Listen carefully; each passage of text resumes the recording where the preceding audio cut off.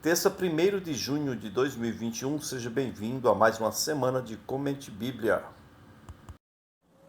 Olá, meu amigo, minha amiga, você está no Comente Bíblia e nós iremos iniciar essa semana de Comente Bíblia com um texto que está em Miqueias, conforme a sequência que nós temos comentado aqui, temos lido, Miqueias 1, paramos no versículo 7, onde está falando sobre o descontentamento de Deus para com Israel, sua nação escolhida. Bom, o versículo 8 de Miqueias 1 vai dizer assim: por causa disso chorarei, lamentarei, andarei descalço e nu, uivarei como um chacal e gemerei como um filhote de coruja.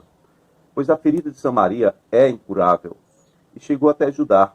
O flagelo alcançou até mesmo a porta do meu povo, até a própria Jerusalém. Versículo 12 vai dizer que os que vivem em Marote se contorcem de dor, aguardando o alívio, porque a desgraça veio da parte do Senhor até as portas de Jerusalém.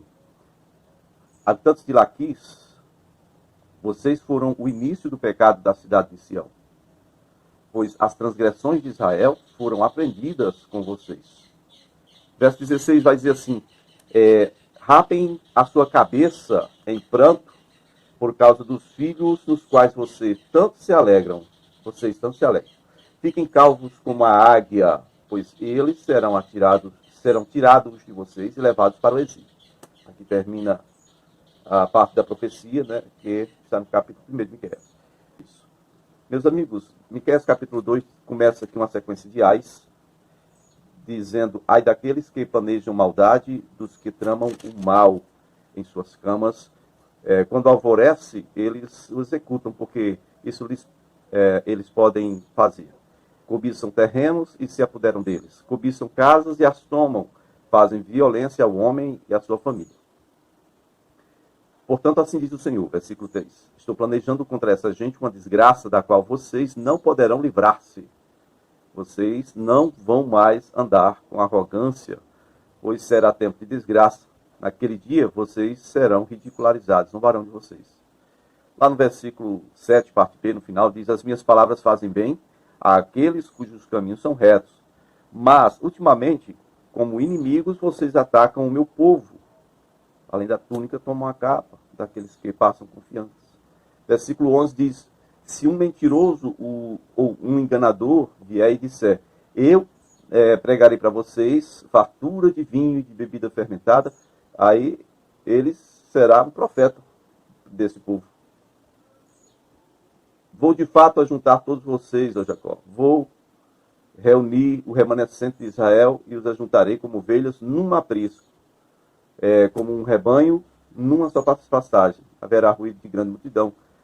Aquele que abre o caminho irá adiante deles, passarão pelas portas e sairão. O rei deles, o Senhor, os guiará. Quando fala aqui em um só rebanho, ou um só pasto, né, e um só aprisco, fazendo menção aqui da divisão do reino, né, reino do norte e reino do sul. Isso não deveria existir. Isso só está piorando. Porque parece que agora é uma concorrência para saber quem é que peca mais contra o Senhor. Bom, segundo Crônicas, capítulo 27, no versículo 3, vai falar de Jotão. Quem é Jotão, gente? Jotão é o rei do reino do sul, de Judá. Essas profecias aqui são no reino do sul. As profecias de Miqueias são todas no reino do sul. Há pouco tempo, no vídeo anterior, nós estivemos lendo algumas profecias, né, de Isaías também, profetizando no reino do sul. Vamos lá. Segundo Crônicas 27, 3 diz que Jotão reconstruiu a porta superior do templo do Senhor, fez amplos trabalhos nos muros e na colina de Ofel. Construiu cidades nos montes de Judá, bem como fortes torres e matas. Jotão guerreou contra o rei dos Amonitas, Amon e Moabe.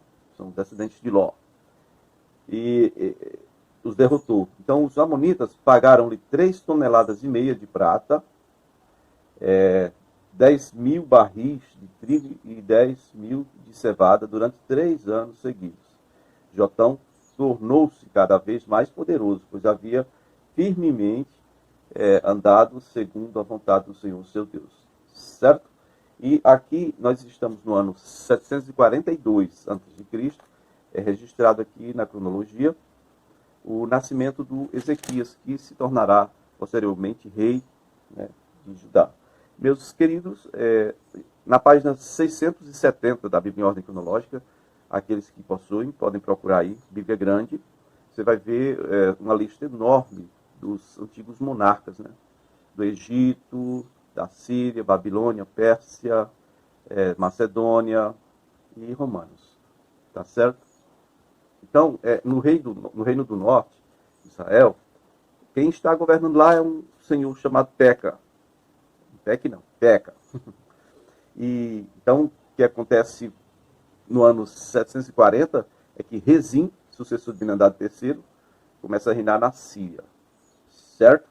E no Reino do Sul, Acaz começa a governar em parceria com o seu pai, com Jotão, no ano 739, ou seja, um ano depois da sucessão de Ben-Hadad, né, na Síria.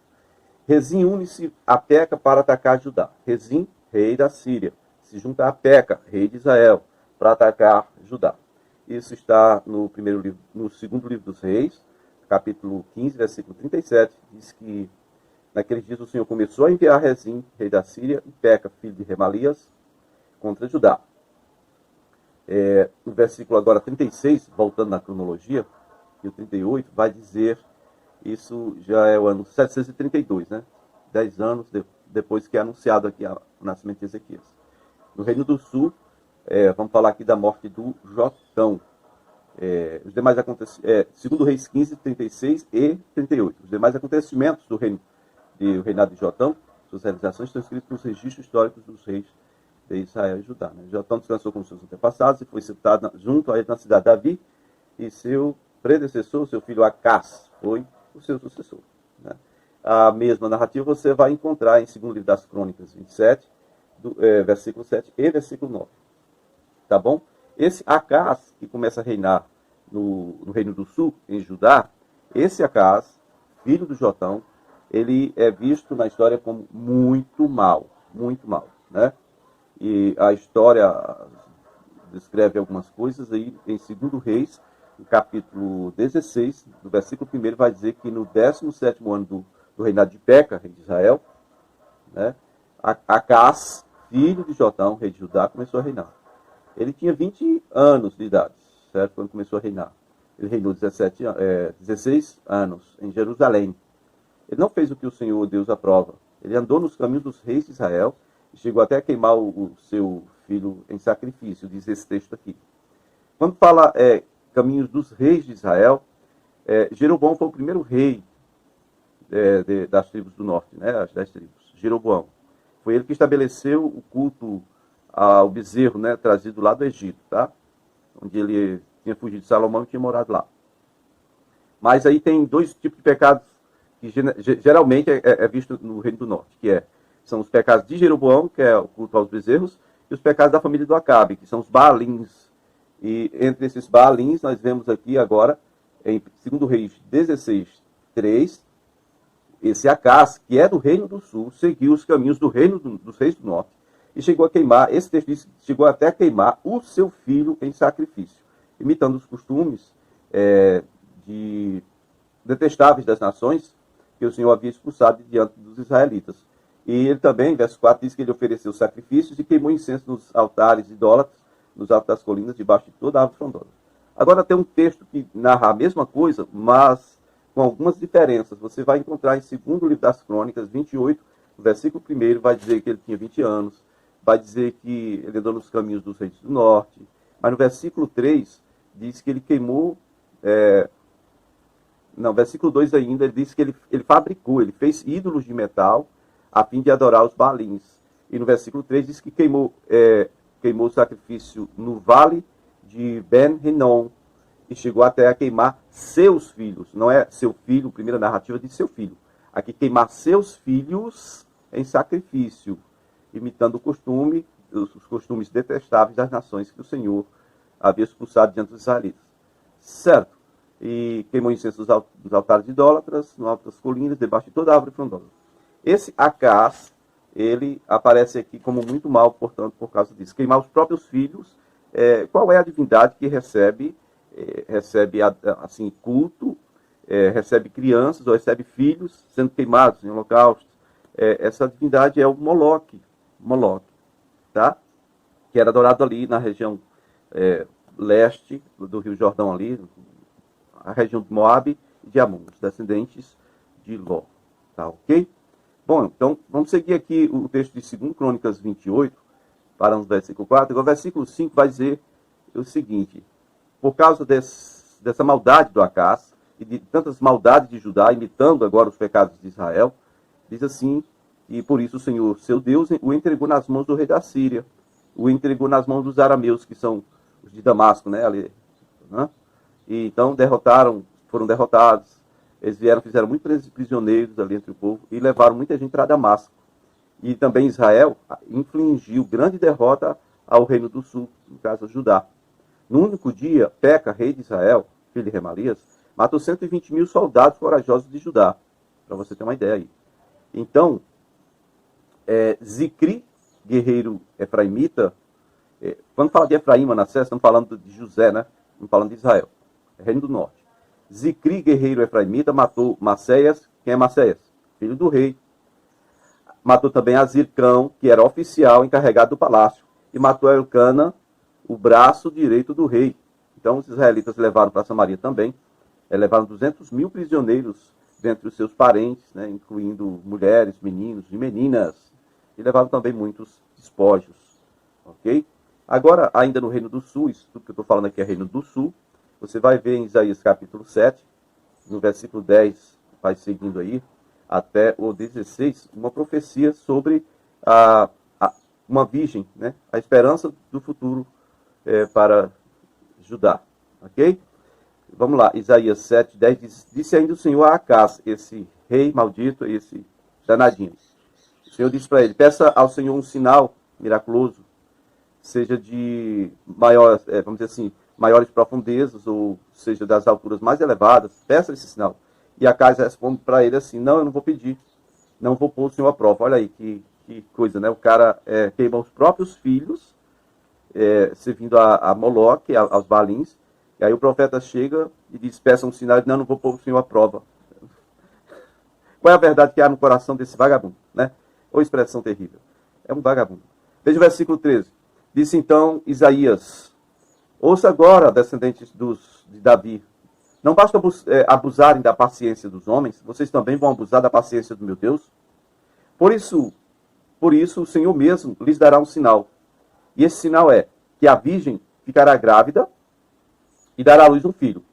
E o chamará Emanuel, que quer dizer Deus conosco, tá, gente? Então ele ele se alimentará de coalhada e mel. Coalhada e mel, leite e mel. É a terra que manda leite e mel. Leite e mel. Coalhada e mel. Ele vai se alimentar até a idade em que saiba rejeitar o erro e escolher o que é certo. Ou seja, até a época que ele acabar a infância dele. Até a época que chegar o período da consciência. Acabou a inocência, você sabe discernir o que é certo e o que é errado. Então você tem que escolher o que é certo. Verso 16 vai dizer assim: mas antes que o menino saiba rejeitar o erro e escolher o que é certo, a terra dos 2 reis que você teme ficará deserta. Quais são as terras dos 2 reis que o Acás teme? A terra de Israel, estou falando do Reino do Sul. A terra de Israel, que levou 200.000 prisioneiros, matou 100 e tantos mil, numa empreitada só. E a terra de Damasco, a terra da Síria, que também estava junto com Israel para infligir terror em Judá. Valeu!